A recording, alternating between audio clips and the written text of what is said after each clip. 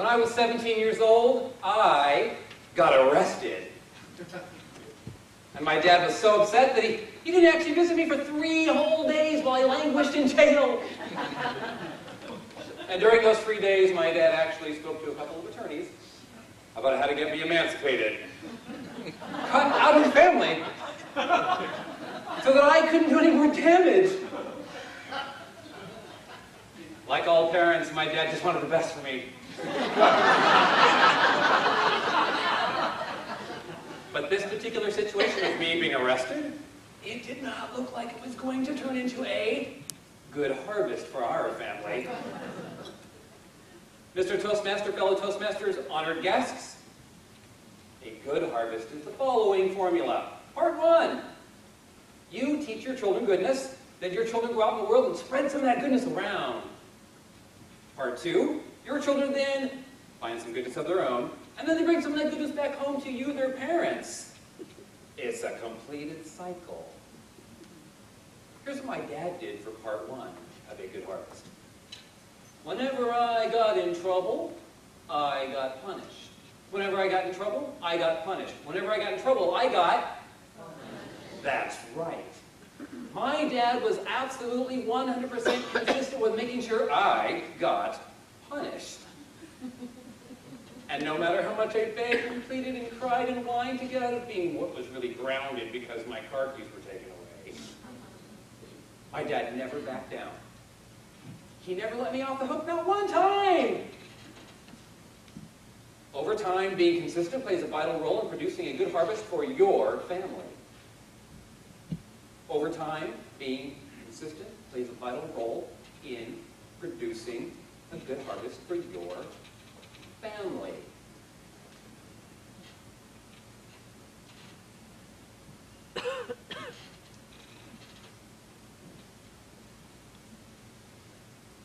Every Sunday since 1984, my dad has called and left the following message.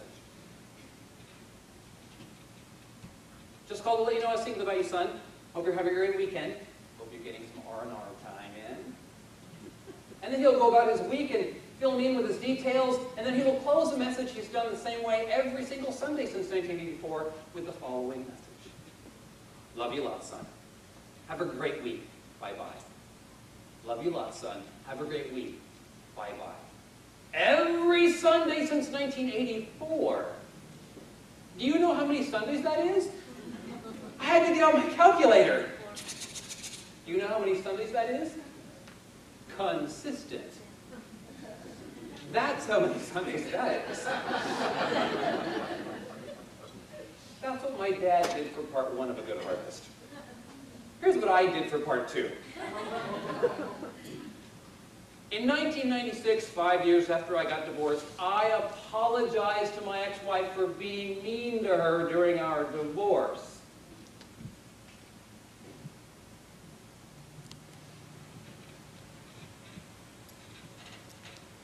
And I learned not to apologize and expect an apology in return. It sounds simple, but it ain't. And that golden nugget was given to me by Dale Carnegie. From an amazing, world-changing, life-changing book, How to Win Friends and Influence People. And when I told my dad that I was apologizing to my ex-wife, my dad said, "Don't do it." He was divorced twice. You're not supposed to go backwards. You get divorced, you're done.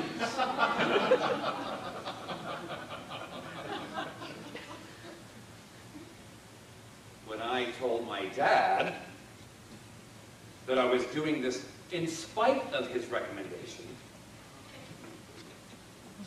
in 2006, 10 years later, my dad apologized to my mom for being a jerk to her when they were getting a divorce. And in 2006, my mom and my dad were together at the same Thanksgiving dinner table for the first time in 35 years. This is a good harvest. This is a good harvest. This is a good harvest. A good harvest is teaching your children goodness. And then your children run out into the world and teach some goodness to somebody else, and then they learn some goodness of their own, and then they bring some goodness back home to you, whether they want it or not. A good harvest heals the planet. A good harvest heals the community. A good harvest heals your family. And a good harvest starts with you. And it starts with you. And it starts with you. And it leads to a bigger, better, brighter, more beautiful planet.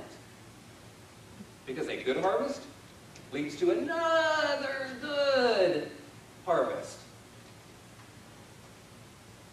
Tomorrow morning, when you wake up, start your garden. Plant your seed. Because a good harvest takes a long, long time. Plant your seed tomorrow morning. Whatever it takes. 35 years later, start apologizing. And don't expect an apology in return. That's how you get a good harvest. Mr. Toastmaster.